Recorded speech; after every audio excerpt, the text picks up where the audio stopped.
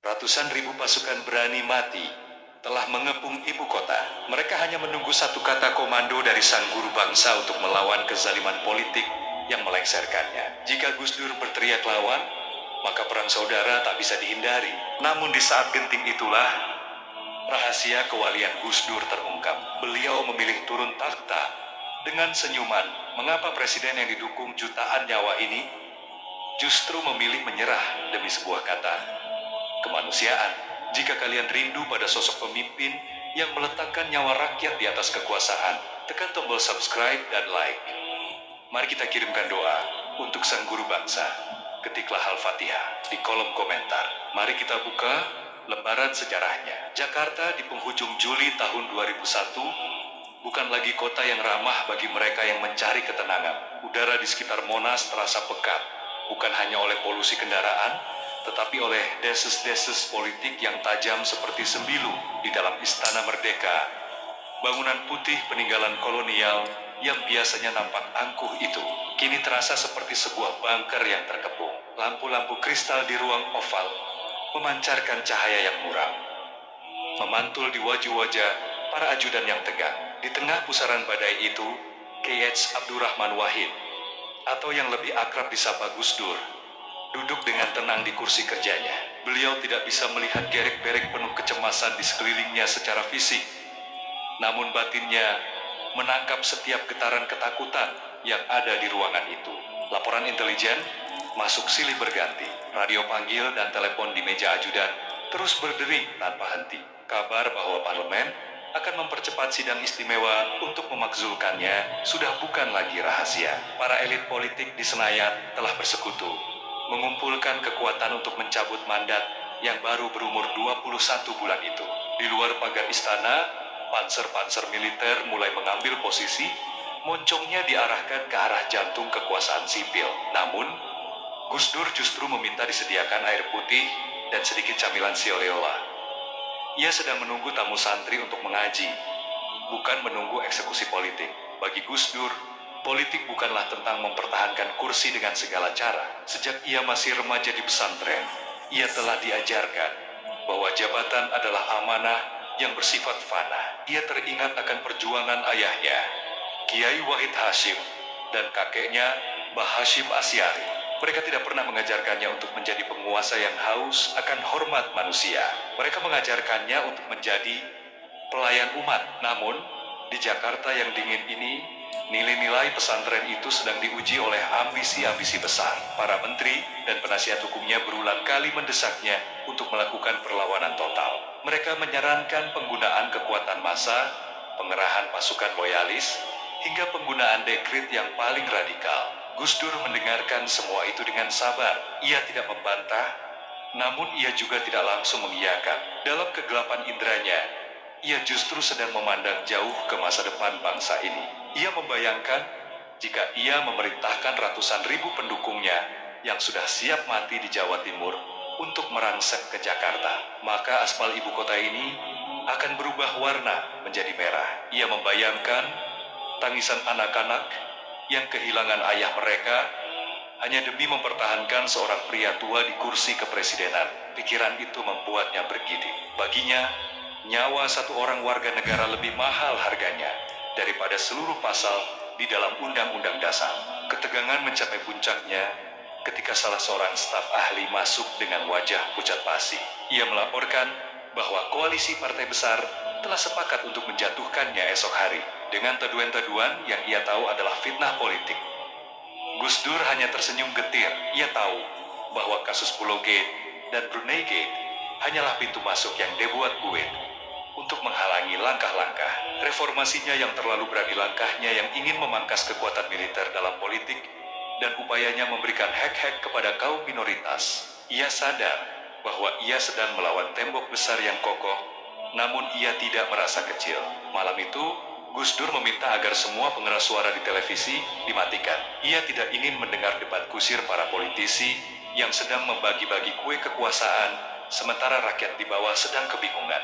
Ia lebih memilih untuk mendengarkan lantunan ayat suci Al-Quran atau musik klasik yang menenangkan jiwanya. Baginya, ketenangan adalah senjata utama. Orang-orang di sekitarnya menganggapnya keras kepala atau tidak paham realitas politik. Padahal, Gus Dur sedang mempraktikkan tingkat realitas yang lebih tinggi, kepercayaan total kepada takdir Tuhan. Jika Allah menghendakinya berhenti hari ini, maka tidak ada satupun dekrit yang bisa menahannya. Namun, jika Allah menghendakinya bertahan, tidak ada 1.000.000 panser pun yang bisa mengusirnya. Di luar, gerimis mulai turun membasahi bumi Jakarta, seolah langit ikut merasakan mendung yang menggelayuti istana. Gus Dur berjalan perlahan, dibimbing oleh ajudannya menuju ruang istirahat. Ia melewati foto-foto presiden terdahulu yang terpajang di dinding koridor. Ia merasa bahwa sejarah sedang mengulangi polanya. Namun ia bertekad untuk memberikan akhir cerita yang berbeda. Ia tidak ingin turun dengan pertumpahan darah seperti pendahulunya. Ia ingin turun sebagai seorang guru yang memberikan pelajaran terakhir tentang keikhlasan. Ia tahu bahwa malam ini adalah malam terakhir ia bisa tidur sebagai orang nomor 1 di republik ini. Namun anehnya, ia justru merasa sangat ringan. Beban berat itu mulai luruh satu persatu, menyisakan kejernihan batin yang belum pernah ia rasakan sebelumnya.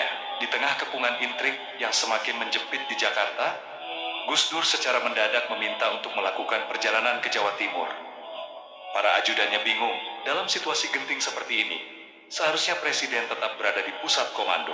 Namun, Gus Dur bersikeras, ia tidak menuju markas militer atau menemui pimpinan partai, melainkan menuju sebuah titik sunyi di Jombang, kompleks pemakaman Tebu Ireng. Baginya, saat akal manusia sudah buntu mencari jalan keluar dari kemelut politik, maka ruh harus kembali ke akarnya. Ia perlu berbicara dengan mereka yang telah tiada, namun tetap hidup dalam sanubarinya. Perjalanan itu dilakukan dengan pengawalan yang minim atas permintaan Gus Dur sendiri.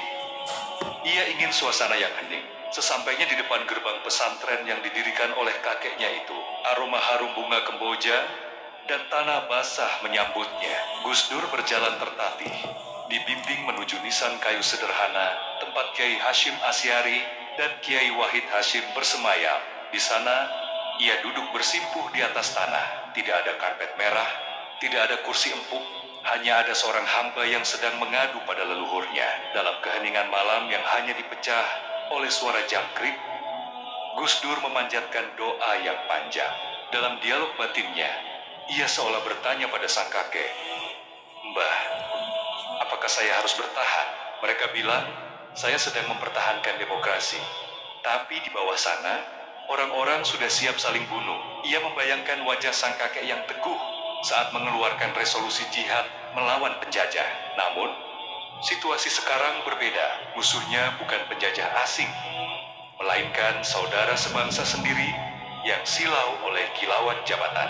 Gus Dur merasakan sebuah tanggung jawab moral yang teramat besar. Jika ia mundur begitu saja, ia dianggap memberikan kemenangan pada fitnah.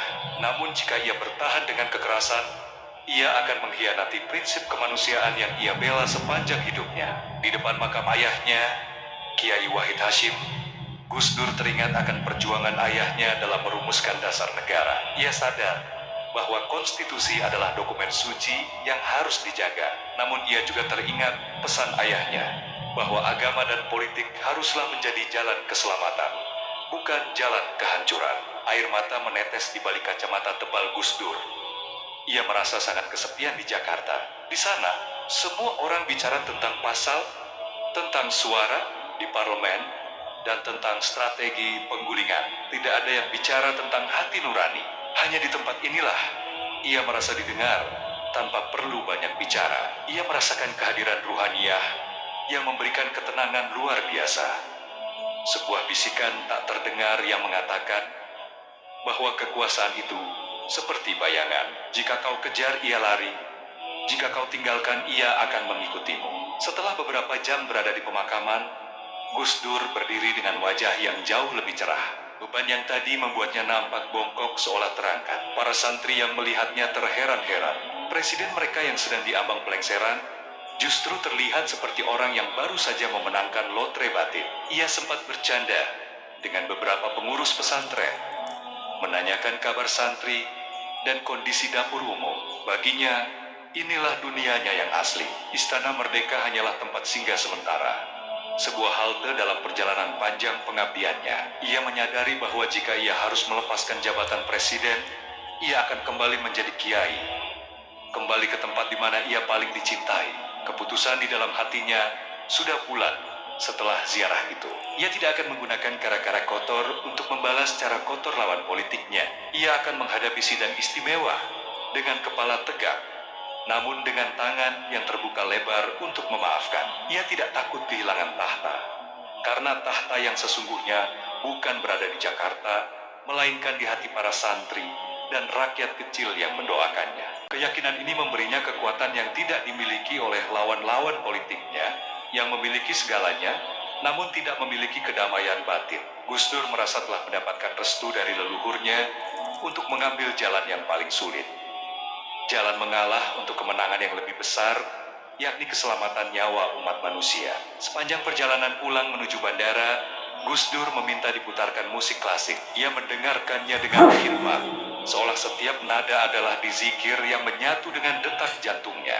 Ia tidak lagi peduli pada berita-berita di televisi yang terus memojokkannya. Baginya, panggung dunia ini hanyalah titipan sementara. Ia merasa sudah menyelesaikan tugasnya untuk memberikan standar moral baru bagi bangsa ini, bahwa pemimpin tidak boleh haus kekuasaan. Sambil memutar tasbihnya, Gus Dur bersiap kembali ke Jakarta, siap menghadapi apapun yang telah digariskan di Lauhul Mahfud. Ia tidak lagi merasa dikejar waktu, karena ia tahu ia sedang berjalan menuju keabadian sejarah. Setibanya kembali di Jakarta, tekanan terhadap Gus Dur tidak berkurang, justru semakin menggila. Di ruang tamu istana, para pakar hukum tata negara dan penasihat politik berkumpul, berdebat panas tentang legalitas sidang istimewa yang akan digelar dalam hitungan jam.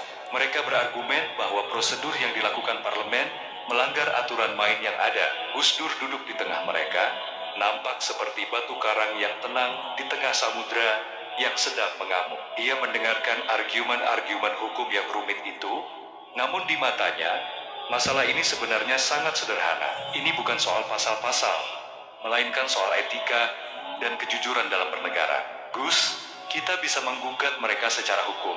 Kita bisa menyatakan bahwa sidang istimewa itu inkonstitusional dan menolak untuk hadir, ujar salah seorang pengacara senior dengan penuh semangat. Gus Dur menarik napas panjang.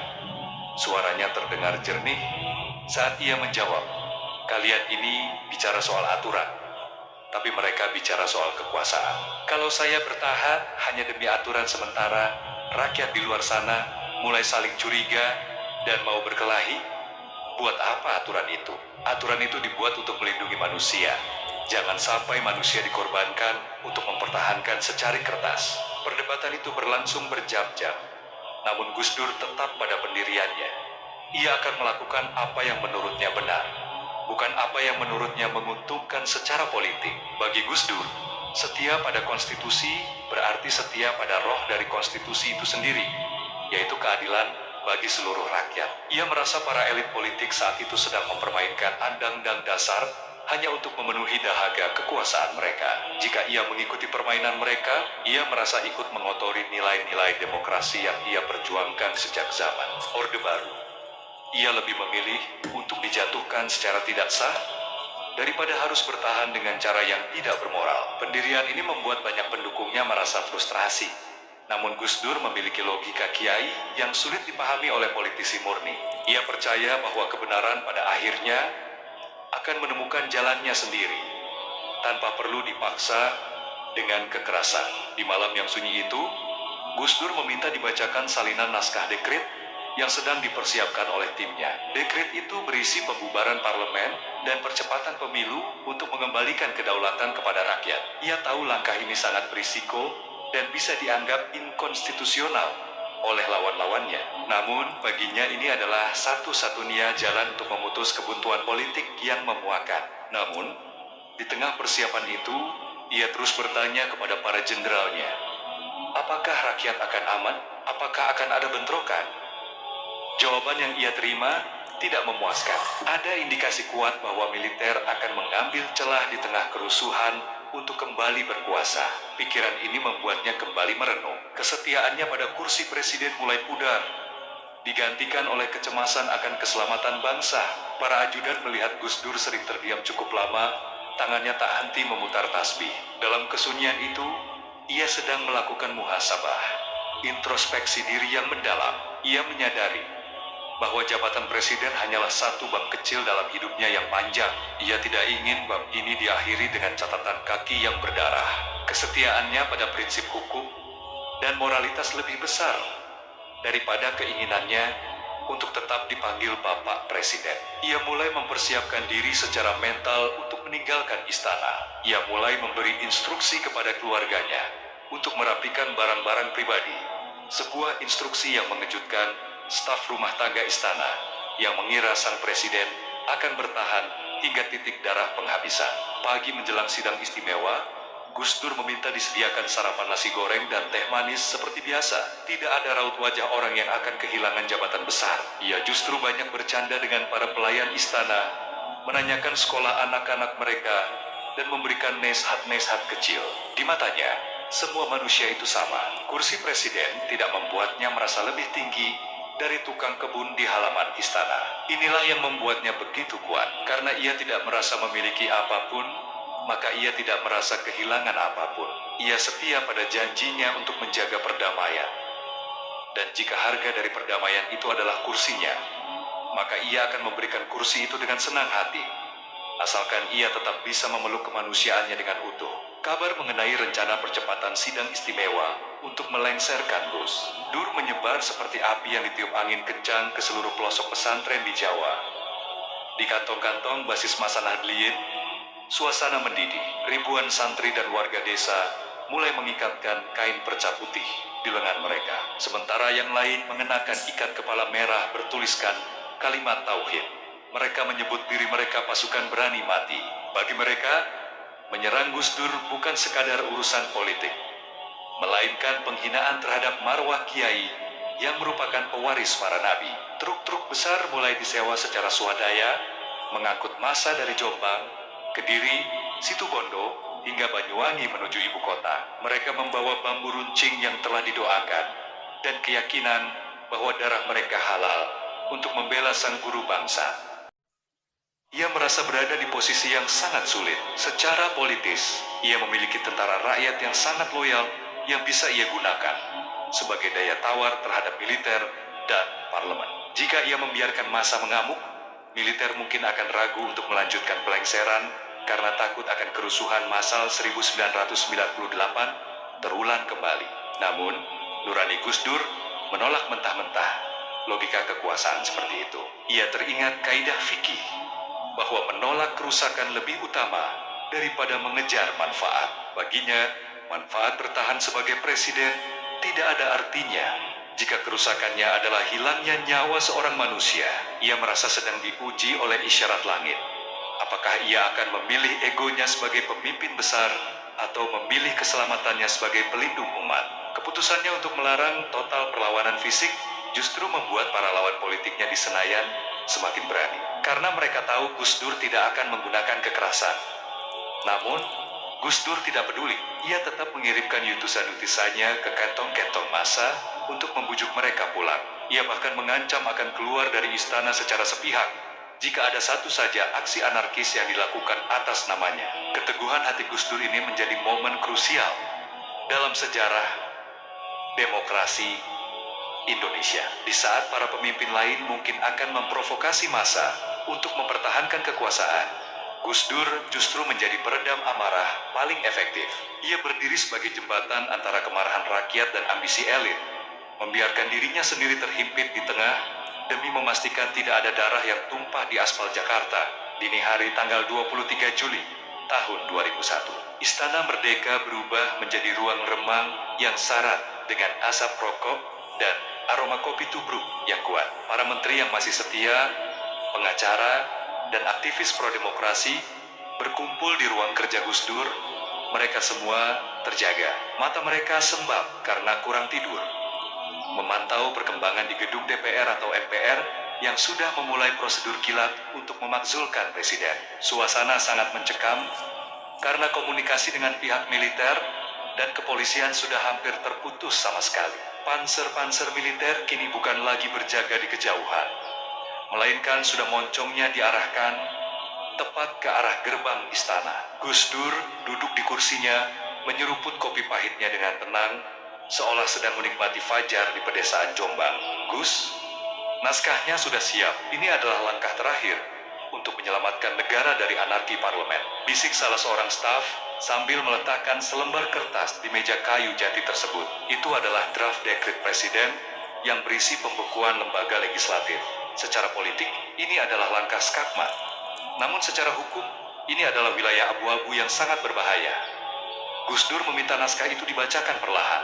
Ia menyimak setiap kata, mulai dari pertimbangan keamanan nasional hingga kembalinya kedaulatan ke tangan rakyat. Ia tahu bahwa dengan menandatangani kertas ini, ia sedang menantang seluruh sistem politik yang ada di Jakarta. Namun, ia juga sadar bahwa jika ia tidak melakukan apa-apa, ia membiarkan institusi kepresidenan Daina Kinjak oleh permainan kepentingan yang tidak sehat. Di tengah pembacaan naskah tersebut, Gus Dur tiba-tiba menghentikan ajudannya. Ia bertanya kembali tentang kondisi di luar pagar. Ia ingin memastikan bahwa langkah radikal ini tidak akan memicu perang saudara. Baginya, dekret ini bukan senjata untuk menyerang, melainkan sebuah catatan sejarah atau monumen moral bahwa pernah ada seorang presiden yang berani melawan kesewenang-wenangan elit meski ia berdiri sendirian. Ia tahu militer tidak akan mendukungnya, namun ia ingin menunjukkan bahwa secara moral dan konstitusional, ia memiliki hak untuk melindungi mandat rakyat.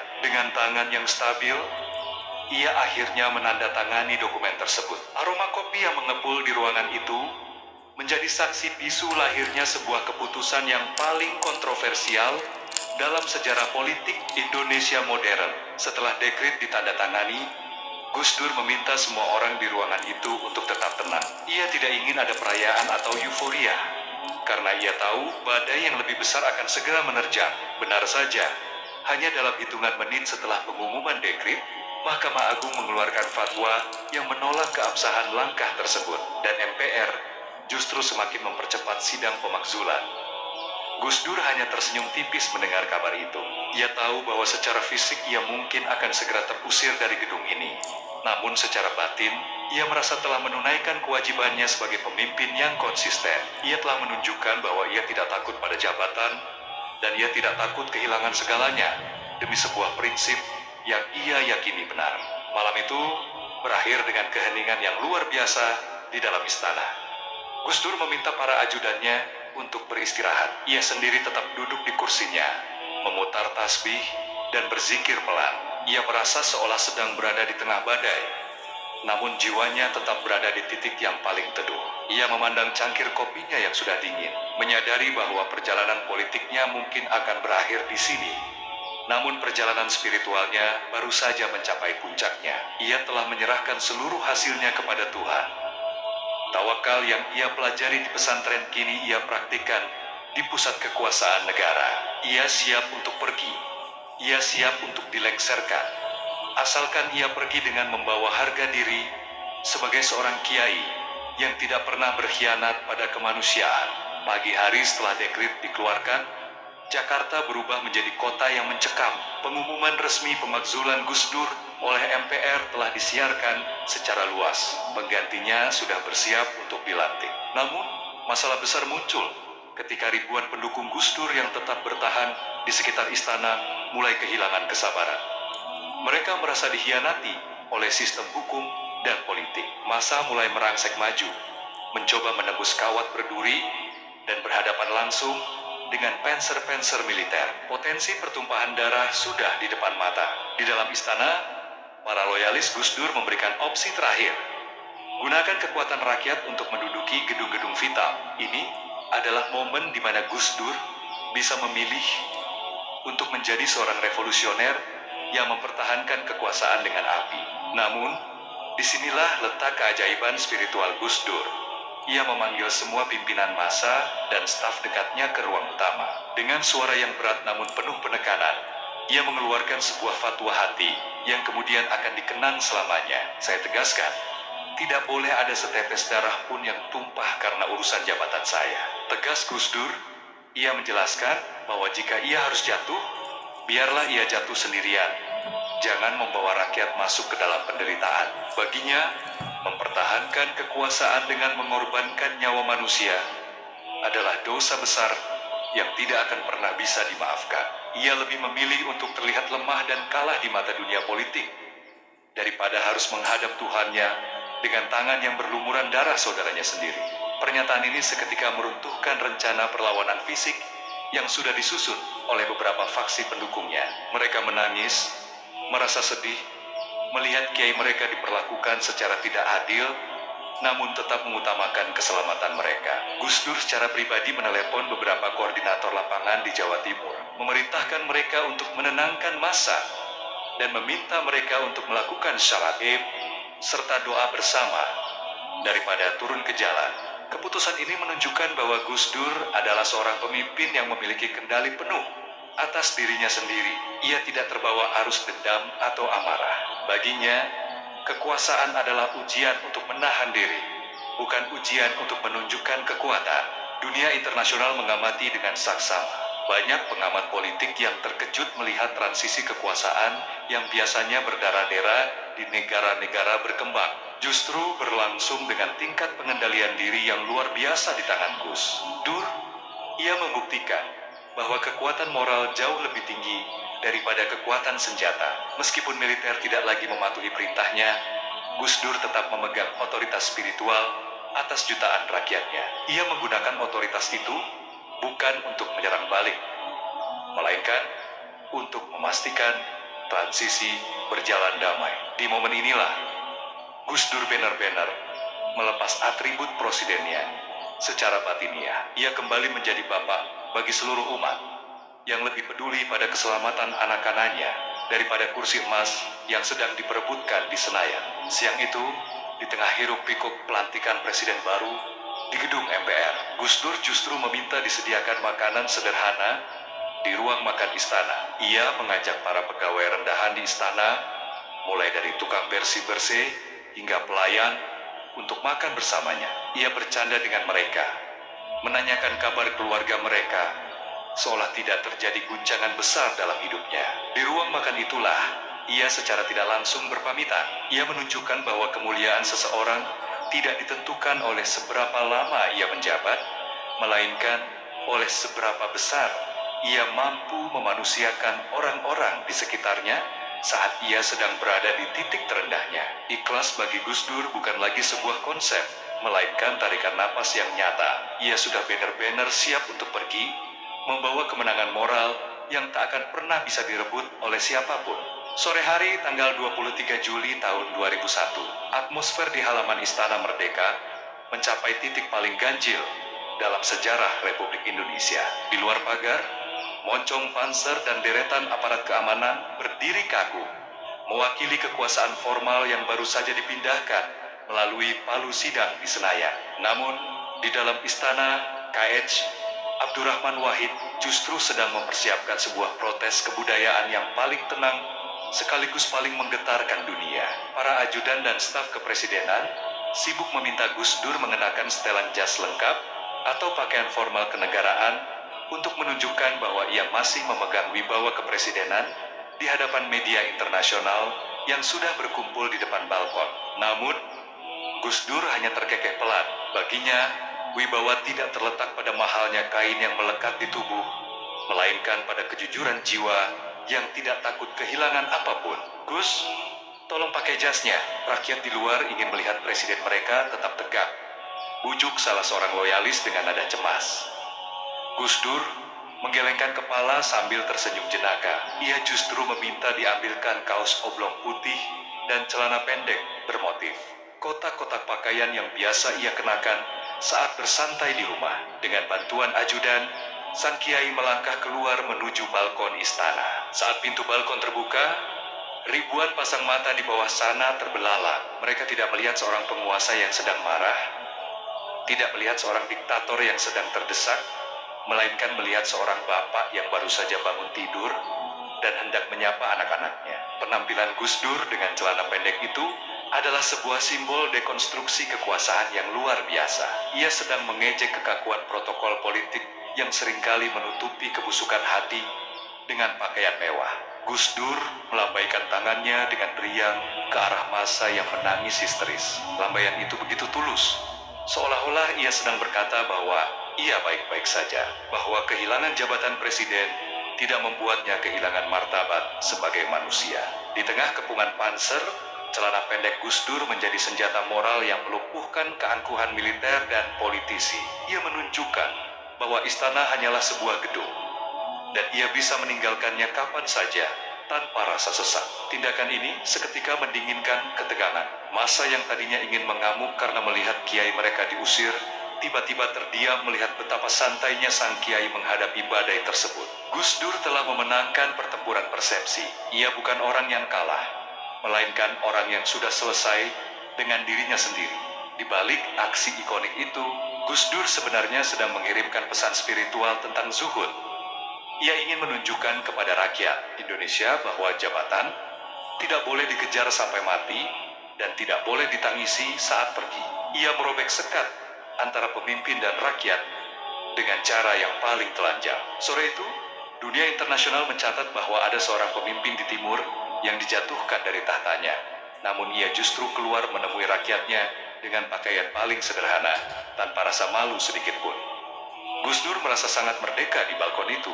Ia merasa telah melepaskan jubah kepalsuan yang selama ini dipaksakan oleh birokrasi istana. Baginya, melambai pada rakyat dengan celana pendek adalah bentuk tertinggi dari kejujuran seorang pemimpin kepada konstituennya. Setelah kembali masuk ke dalam ruangan, Gus Dur nampak sangat lega. Ia meminta disediakan mie instan dan teh hangat, seolah-olah ia baru saja menyelesaikan tugas ringan. Bukan baru saja kehilangan kekuasaan atas sebuah negara besar.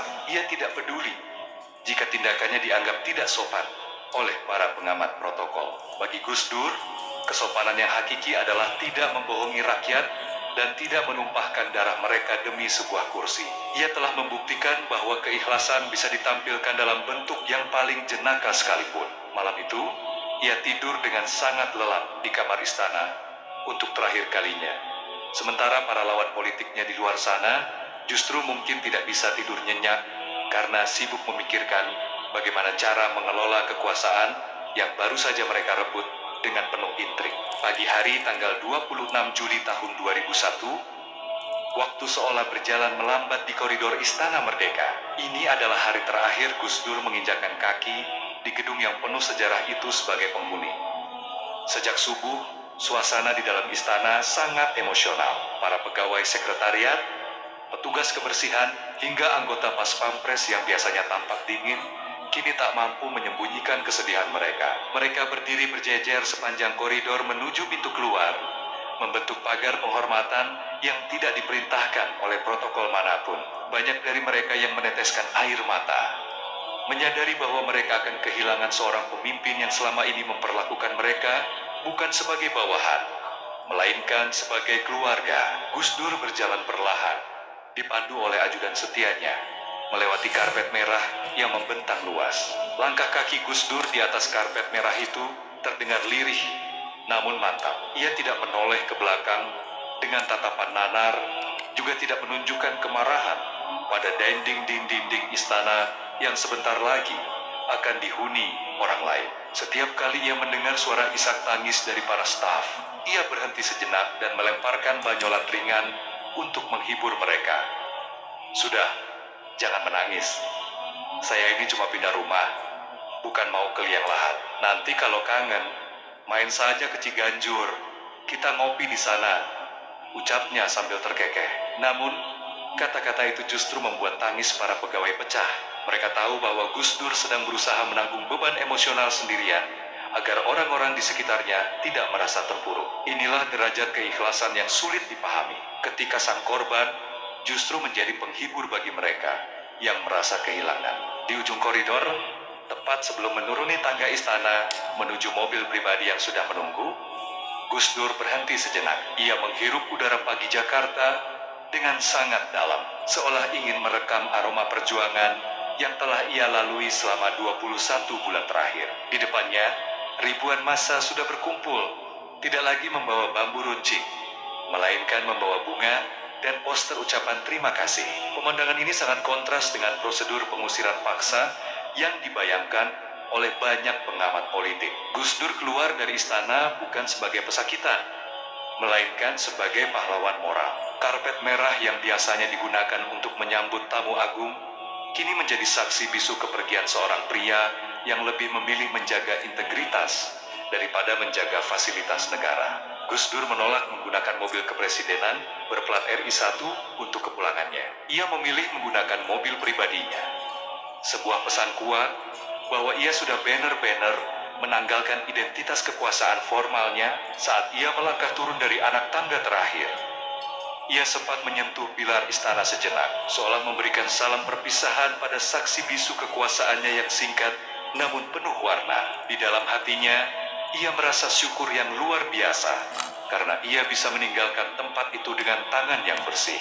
Tidak ada korupsi yang ia bawa pulang, tidak ada dendam yang ia simpan, dan yang paling penting, tidak ada noda darah rakyat di tangannya. Ia pergi dengan membawa apa yang ia bawa saat datang, sebuah tasbih, beberapa kitab, dan prinsip kemanusiaan yang tak tergoyahkan. Mobil perlahan bergerak membelah lautan manusia yang berebut ingin menyentuh tangan sang kiai. Gus Dur membuka jendela mobil, membiarkan debu Jakarta dan hawa panas menyentuh kulitnya. Ia terus melambaikan tangan kepada rakyat yang berdiri di sepanjang jalan. Perpisahan dengan karpet merah istana itu menjadi sebuah garis pembatas yang tegas dalam hidupnya. Di belakangnya tertinggal segala kemegahan yang fana, dan di depannya terbentang jalan pengabdian yang lebih luas sebagai warga negara biasa. Sudah, yang lalu biarlah berlalu. Kita ini bersaudara, katanya kepada salah seorang politisi yang dulu sangat vokal menjatuhkannya. Ketulusan ini membuat lawan-lawannya merasa kecil di hadapan kebesaran jiwanya. Gus Dur telah membuktikan bahwa kemenangan sejati bukan terletak pada seberapa lama seseorang memegang jabatan, melainkan pada seberapa besar ia mampu menjaga kesucian hatinya dari karat dendam dan kebencian. Di Ciganjur, ia menemukan kembali kebahagiaan yang hilang di istana. Kebahagiaan menjadi manusia merdeka. Tahun-tahun terus berjalan, dan sejarah mulai melakukan koreksi terhadap peristiwa pelengseran Gus Dur. Dunia internasional justru semakin menghormatinya sebagai raksasa moral yang melampaui batas-batas negara. Berbagai penghargaan dari lembaga hak asasi manusia dunia mengalir ke Ciganjur. Namun bagi Gus Dur, penghargaan itu hanyalah kertas yang tidak lebih berharga daripada doa tulus seorang petani. Warisan terbesarnya bukan terletak pada gedung yang ia bangun atau andang-andang yang ia tanda tangani, melainkan pada keberaniannya untuk mengalah demi keselamatan bangsa. Para pakar politik dunia mulai mempelajari fenomena Gus Dur sebagai standar baru dalam demokrasi. Bagaimana seorang pemimpin lebih memilih jatuh daripada menumpahkan darah rakyatnya. Gus Dur telah memberikan pondasi yang kokoh bagi kemajemukan Indonesia. Berkat keberaniannya, kaum minoritas kini memiliki ruang untuk bernapas, dan diskriminasi rasial mulai terkikis secara perlahan namun pasti. Gus, sekarang orang-orang mulai sadar bahwa kebijakan Anda dulu benar, terutama soal toleransi dan penegakan hukum.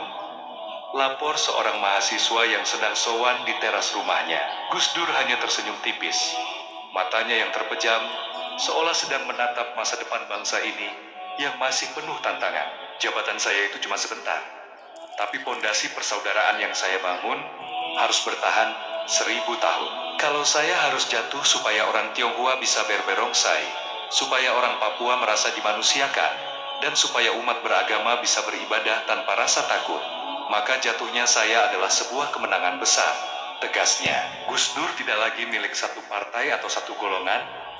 Ia telah menjadi guru bangsa yang kata-katanya menjadi kompas moral bagi jutaan orang. Ikhlas yang ia tanamkan saat meninggalkan istana telah berbuah menjadi otoritas moral yang tak tertandingi, bahkan oleh mereka yang kini duduk di kursi kepresidenan sekalipun.